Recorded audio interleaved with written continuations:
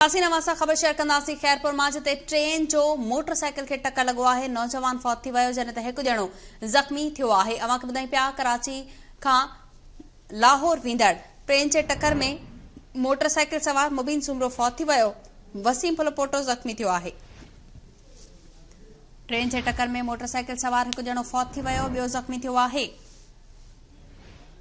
खैरपुर में ट्रेन जो मोटरसाइकिल खे टक्कर लगो आहे। नौजवान फौत थियो आहे, हिकु ॼणो ज़ख़्मी भी थियो आहे। तफ़सील मालूम कंदासीं। लाइन ते मौजूद आहे ख़ादिम जोड़ने जो। जी ख़ादिम, अपडेट कजो।